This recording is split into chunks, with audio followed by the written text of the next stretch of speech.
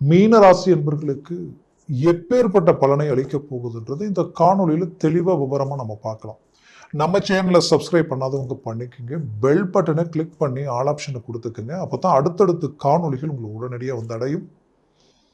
இந்த தமிழ் வருட பொறுப்பு உங்களுக்கு மிகச்சிறந்த வளர்ச்சியை கொடுக்கும்.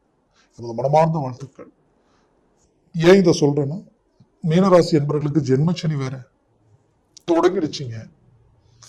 என்னவோ தெரியல, ஜென்மச்சனியால பாதிப்பு இருக்கோ இல்லையோ, அந்த பயமே ஒரு பிரச்சனையா இருக்கு அப்படின்ற அளவுக்கெல்லாம் சிலருடைய யோசனைகள் இருக்கு.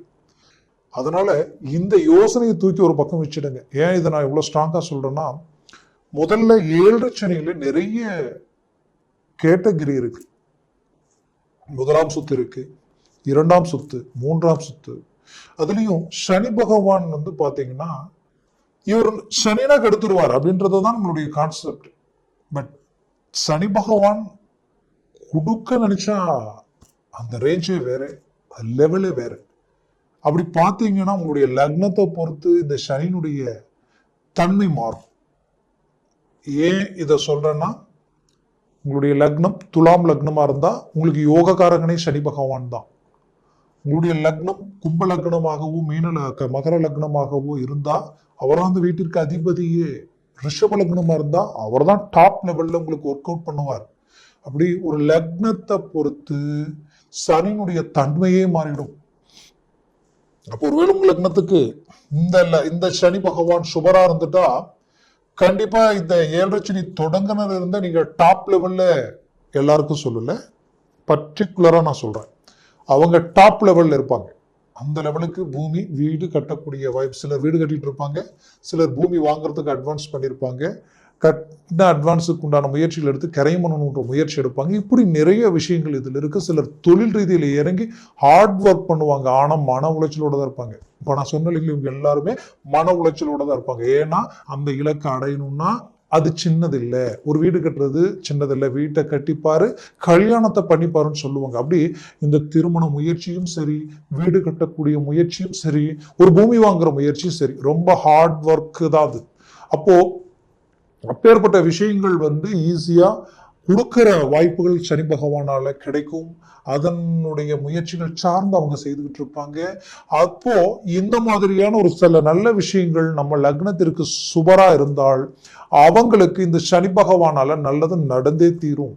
அதே போல உங்க வாழ்க்கையிலையும் சனி பகவான் இந்த இடத்துக்கு வந்துட்டார் அப்படின்னு நீங்க நினைச்சு வருத்தப்பட வேண்டாம்.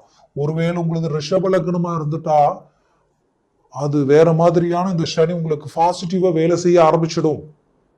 அது மட்டும் இல்ல, ரிஷப லக்னமா இருந்தாலே இவர் யார், உங்களுக்கு 10 9 பாக்யாதிபதி இல்லையா? அப்போ உங்களுக்கு அவர் சகல மேன்மைகளை கொடுக்க ஆரம்பிச்சிடுவார். அதே போல துலாம், அதே போல மகரம், கும்பம், தனுஷா இருந்தா இன்னும் ஓகே. இப்படி நிறைய விஷயங்கள் இருக்கு. அதனால தயவு செய்து அந்த மைண்ட் செட்டை தூக்கிடுங்க, முயற்சி எடுங்க. 2ஆம் சுத்து 7 சனி பொங்கும் சனியா இருக்கும். அதனால மேன்மைகள் கிடைக்கக்கூடிய வாய்ப்புகள் இங்க இருக்கு. சரிங்க, இது எப்படி இருக்கு, அர்த்தாசிரம குருவா ஒரு பக்கம் போய் உட்கார்றாரு குரு பகவான், அதனால ஏதாவது பிரச்சனை இருக்கான்னு நினைச்சீங்கன்னா கவலைகள் வேண்டாம். அர்த்தாசிரம குருவா இருந்தாலும் குரு பார்வை கோடி நன்மைகள் அளிக்கும்.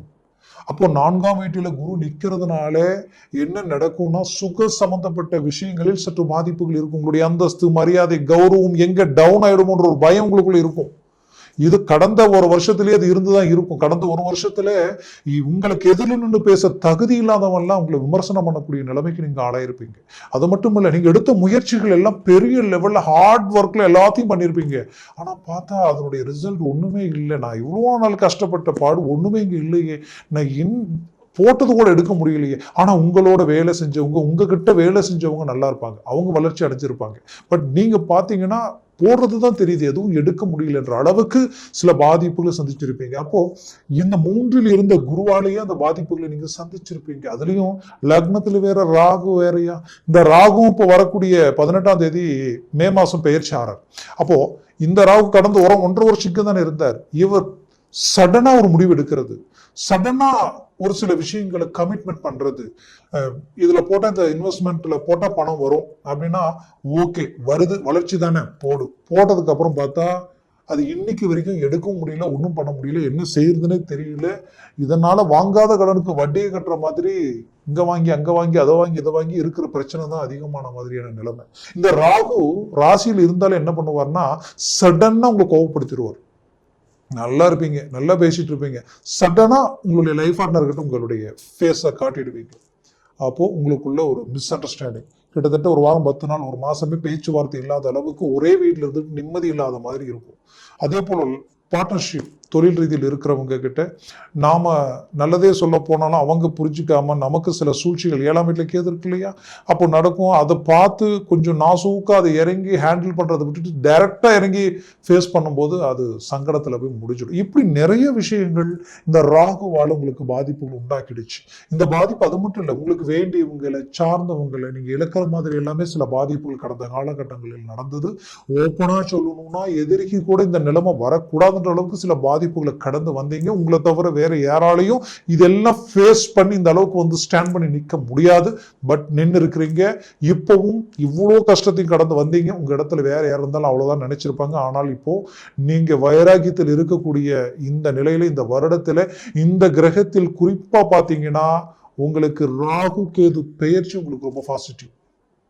அதுலயும் 7ஆம் வீட்டில் இருக்கிற கேது 6ஆம் வீட்டுக்கு போக போறார். 6ன்றது சத்ரு சம்பந்தப்பட்ட இடம். கண்டிப்பா கடன் பிரச்சனைகள் தீரப்போகுது, அதுல எந்த மாற்றமும் இல்லை. ரொம்ப நாளா தீராத பிரச்சனை தீரக்கூடிய நிலைமைகள் உருவாக்கும். உங்களுடைய எதிரிகள் உங்களை விட்டு விலகக்கூடிய காலமா இருக்கும்.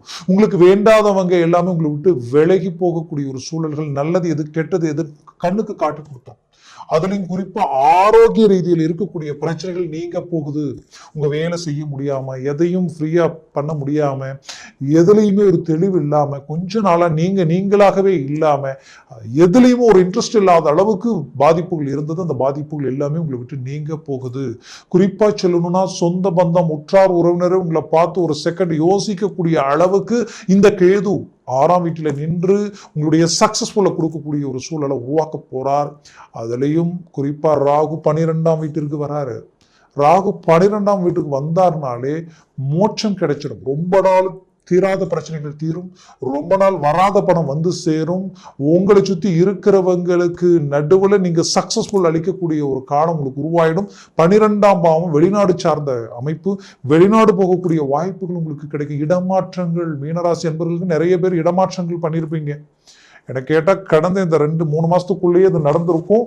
ஏன்னா இடமாற்றங்கள் ஆட்டோமேட்டிக்காவே இந்த இடத்துல கிரியேட் ஆகும். கிடைச்சா மாறிக்கிங்க, ரொம்ப நல்லது. இடமாற்றம் நீங்க பிறந்த ஊரை விட்டு வெளியில போக வாய்ப்பு கிடைச்சா சந்தோஷமா கிடைச்ச பாக்கியம் நினைச்சு போய் உங்களுடைய முயற்சிகள் செய்யுங்க. கண்டிப்பா சொல்ற மாற்றங்கள் பிறக்கும். அது மட்டுமல்ல, உங்களது வாழ்க்கையில நீங்க வெளிநாட்டில் இருக்கிறீங்கனாலும் கவலைகள் வேண்டாம். இந்த ராகு கேது பெயர்ச்சி உங்களுக்கு பெரிய லெவல்ல பலத்தை கொடுக்கும், பெரிய லெவல்ல சக்சஸ்ஃபுல் கொடுக்கும். திடீர் யோகம், திடீர் அதிர்ஷ்டம், அது எந்த விதத்துல வேணாலும் வரும். ஒரு தொழில் ரீதியிலையும் எப்படியோ நிறைய விஷயங்கள் இருக்கு, எப்படி வேணாலும் வரும். ஆக மொத்தத்துல அதிர்ஷ்டமும் உங்களுக்கு இருக்கு, வளர்ச்சியும் இருக்கு, உங்களுடைய உழைப்புக்கேற்ற மேன்மையும் உங்களுக்கு கிடைக்க போகுது. குறிப்பா நீங்க பெற்ற பிள்ளைகள் ரீதியில் இருக்கக்கூடிய பிரச்சனைகள் தீரப்போகுதுங்க.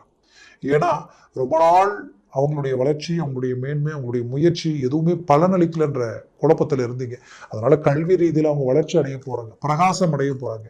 அதே நேரத்தில் திருமண வயதில் இருக்கிறவங்களுக்கு திருமண வாய்ப்பு கைக்கூடி வரப்போகுது. குறிப்பா வேலை உண்டான முயற்சிகளுக்கு கண்டிப்பா வேலை கிடைச்சு ஒரு நல்ல ஒரு பர்மனன்டான நிலையில நிற்க போறாங்க. அதை கண்டு பூரிப்பு அடையக்கூடிய அளவுக்கு பெற்றோர்களுக்கு ஒரு நல்ல மேன்மைகள் அளிக்கும். குறிப்பா சொல்லணும்னா கடந்த காலகட்டங்களில் இந்த ராகு இங்க இருந்து குறிப்பா உங்களுக்கு சனி பகவான் 12ஆம் பாவத்துல நின்னதனால என்ன ஆயிடுச்சுன்னா, இந்த 3ஆம் பாவத்துல இருந்த குரு பகவானால பெற்ற பிள்ளைகள் உங்க பேச்சை மீறி அவங்க ஒரு சில முடிவுகள் எடுத்து அதனால குடும்பத்தில் இனம் புரியாத வழி வேதனைகளை சந்திக்கக்கூடிய நிலைமைக்கு ஆளாயிருந்திருப்பீங்க.